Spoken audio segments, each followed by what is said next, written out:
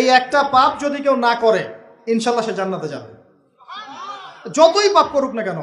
বাসায় মা বোন যারা আছে অনেকেই দেখা যায় চুল আশ্রয়, চিরুনি পরে গেলে বলে আজকে মেহমান আসবে।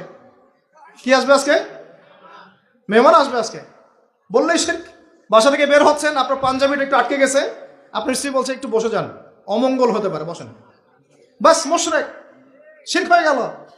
মুসলিম সমাজে রন্ধ্রে রন্ধ্রে শিরক। এখন রাস্তাঘাটে উঠতে বসতে পেপার পত্রিকা খুললেই শিরক। পেপার খুলবেন রাশিফল, সিংহ রাশি কন্যা রাশি, দিনটা কেমন যাবে বিশ্বাস করলেই মুশরিক হয়ে যাবে। রাস্তার পাশে টিয়া পাখি দিয়ে ভাগ্য পরীক্ষা করছে, হাতটা দেখে দেন তো ভাই কি আছে, বললেই শিরক হয়ে যাবে।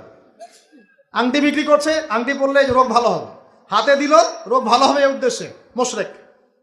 হাতে দিয়েছে রোগ ভালো হবে, আমার ডায়াবেটিস ভালো হয়ে যাবে, বিসমিল্লাহ, ব্যাস মুশরিক, নাউজুবিল্লাহ। এই আকীদা নিয়ে পড়লেই মুশরিক। মুসলিম সমাজে অহরহ শিরক আছে।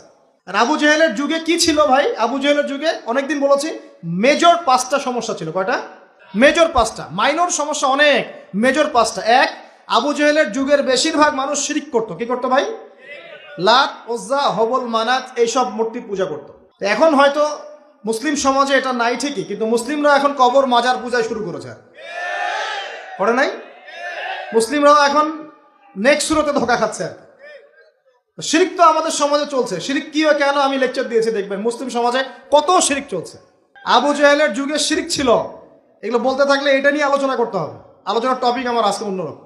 আবু জেহেলের যুগে কি ছিল ভাই? শিরক ছিল, সমাজে রন্ধ্রে রন্ধ্রে শিরক ছিল। এখনকার সমাজেও শিরক আছে।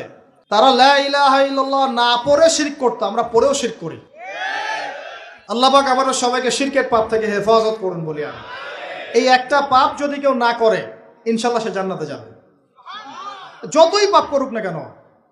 জেনা করেছে, মদ খেয়েছে, মিথ্যা বলেছে, অনেক কিছু করেছে, শুধু শিরকের পাপ করে নাই, আল্লাহ তাকে মাফ করে দিবেন ইনশাল্লাহ। বিশ্বাস করলেন না কথাটা? নবীজি বলেছেন এই উম্মতের যে কোনো ব্যক্তি যতই পাপ করুক না কেন আল্লাহ পাক সমস্ত পাপ মাফ করতে পারেন, কিন্তু শিরকের গুনাহ আল্লাহ পাক মাফ করবেন।